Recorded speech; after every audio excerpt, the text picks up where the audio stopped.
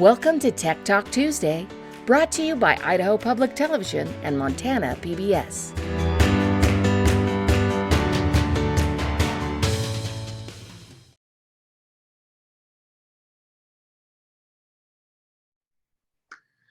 All right, good afternoon. Welcome to Tech Talk Tuesday, brought to you by Montana PBS and Idaho Public Television.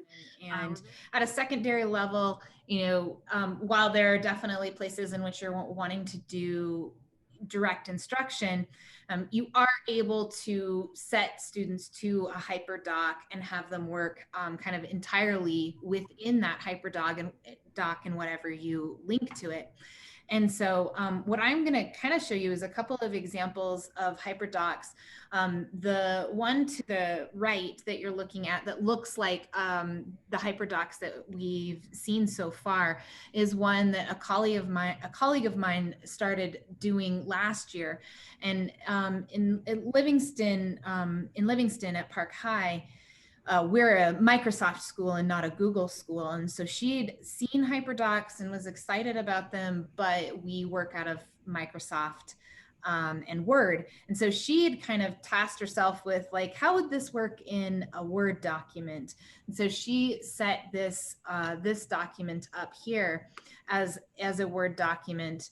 And I think I linked it. Was hoping that I had linked it to the document, but it looks like I linked it to Hyperdocs. But basically, if you can kind of see that, what she has in place in this Hyperdoc, and this is for her chemistry class. She was a science teacher last year at Park High. This year, she is an assistant, a dean of students at our middle school, but she had created her Hyperdocs with the images, the pictures themselves being the links. So it's a little hard to see here, but the arrow that you are seeing right here is a video one. And then she has 3 videos in this introduction and engage portion that she would have students watch, and then they're going to read in the textbook and then answer some questions. So her engage piece in this situation is linked to videos and is having them get into their textbook, and then the activity that they would do or the homework that they would do would then be the questions. And at each place, what she has is either a link to maybe a poll that she has them do, or a link to an article. Maybe it's a link to an activity, but it's that same kind of idea that Amanda was presenting, where you have these different moments of, students engaging or exploring, or maybe they're doing some practice and then they're applying what they have done and they share out. And so this is kind of just at the high school level. This right here is an example of what it looks like in kind of a traditional sense. Now, I saw this. She'd worked on Hyperdocs, or worked through Hyperdocs for the entire year, and it kind of had been sharing a lot of what she was doing with them with me. But I actually had pursued it in Adobe Spark. So one of the things that I wanted to talk about is, once you get the hang of Hyperdocs and you really like the format, you like that idea of the engage and the explore and maybe the explain, and you're working through those learning processes. If you want to take it a step further, you can actually go maybe beyond the setup of the doc and visualize it in a different way. And so this link here is a Adobe Spark that I created in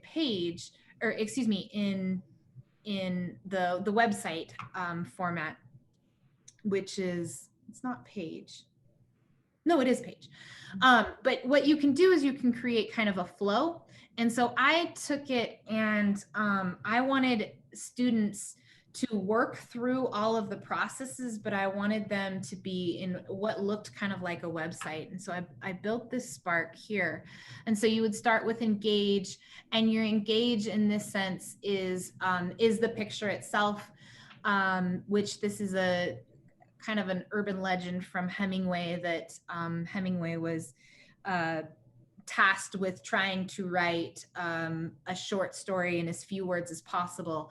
And he writes this, which is very tragic writing. And again, this isn't necessarily proven, but students would look at this and they're thinking about, here the caption is, consider what is the story here. And so what the students would do to engage in this is they view this, and then we worked out of Teams last year. So they had a Teams post that they started to kind of talk out maybe what is the story, and that gets them into what 6-word memoirs are.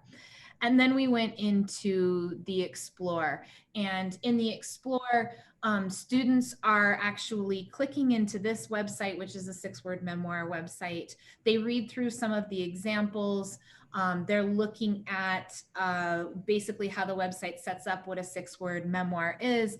And then they posted in their teams their own definition based on what they found, and the title and the author of an example that they found while they were looking through that.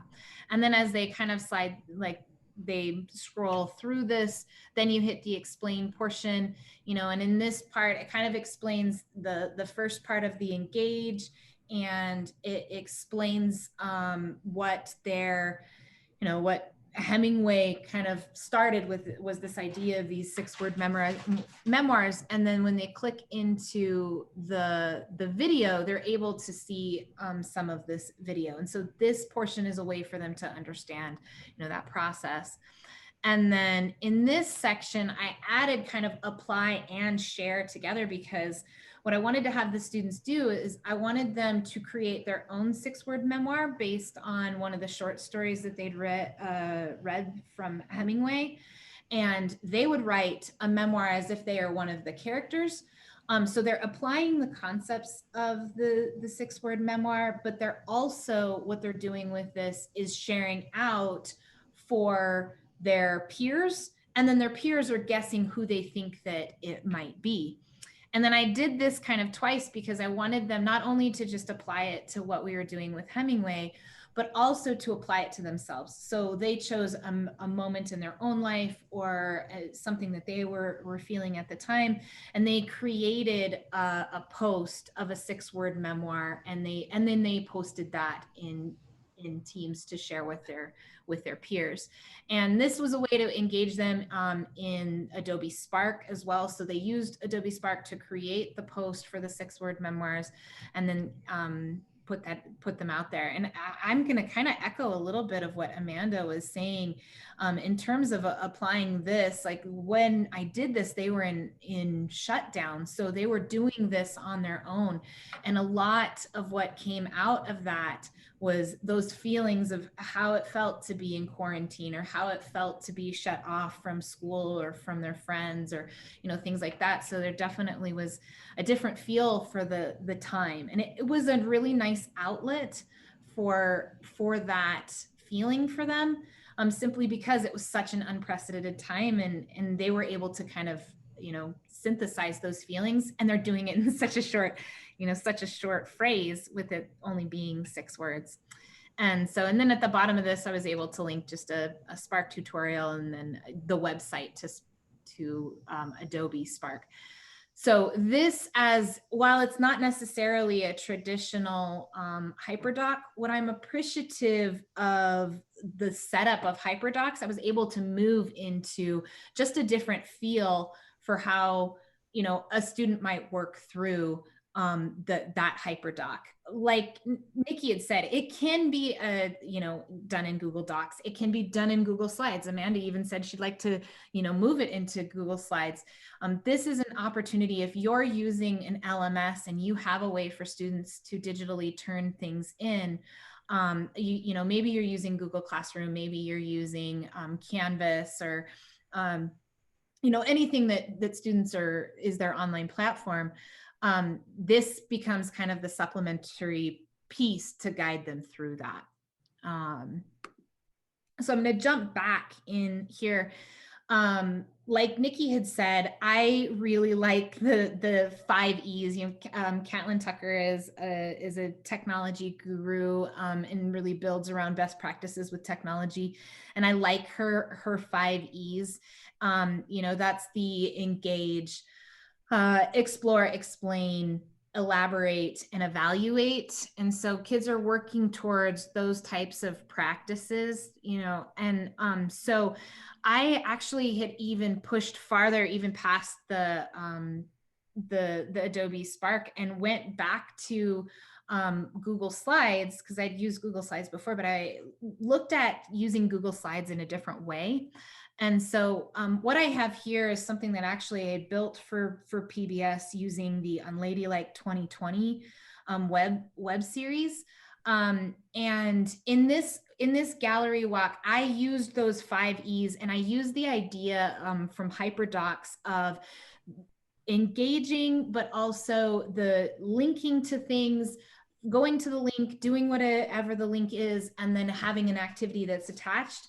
And I put it into what is what we're calling a gallery walk, and that's a very student-centered activity where as we enter into it, and I'll pull this up. This is linked to the slide, but this is where all of the materials for these lessons are. And if you look down here, here are the lesson plans based on that engage, explore, explain, and evaluate that go with this gallery walk. And the gallery walk is under the explore portion here. So while the gallery walk is not in itself the Hyperdoc, it is based on that Hyperdoc concept. And then the 5 E's are actually the lessons. Like, again, like Amanda had said, when you tackle Hyperdocs, depending on the length of which you're looking at, really determines the amount of time that you spend with this. But you are able to, you're able to jump into this. Maybe you only are looking at this in isolation. But this is a set of lessons that could take you probably up to 10, I would say up to 10 or 12 days if you wanted to put it into play. This is kind of how the gallery walk works. You jump into the present mode of Google Slides, and you use the buttons to navigate between things. In this case, we'll enter. What you're jumping into is the first room of your gallery walk. This is based on the Unladylike episode on Queen Liliuokalani. She was the first queen of Hawaii and the last monarch of Hawaii, actually.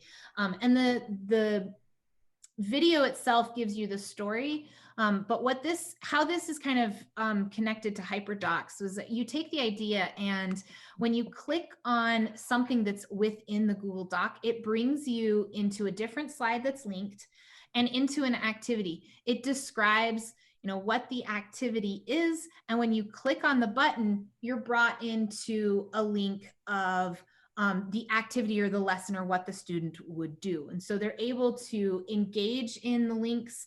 They're able to, I'll bring you back to the room. A student would be able to click on this, and it's gonna play some music.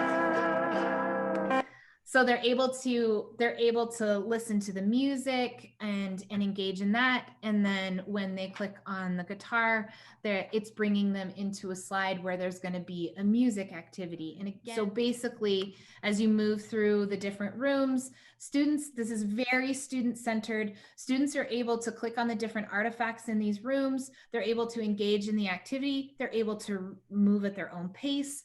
They can go in and out of each of the artifacts. Click through here. The back button gets them back into the room. And again, like I said, student-centered, they can move at their own pace, but they're also able to, while they're moving at their own pace, engage in different types of materials, videos, articles, activities, maps. That's another thing. And so that's kind of how I've taken the idea of Google Docs and of Hyperdocs, and just expanded it into other avenues. So I really like what I like about Hyperdocs is I like the freedom that you have, because the concepts are still the same. You're wanting to engage students, you're wanting them to link to different types of content, and they're able to move through it at their own pace. Might have. And thanks to everybody for joining us, and we appreciate your time. Thanks, Sarah. Thanks, Amanda.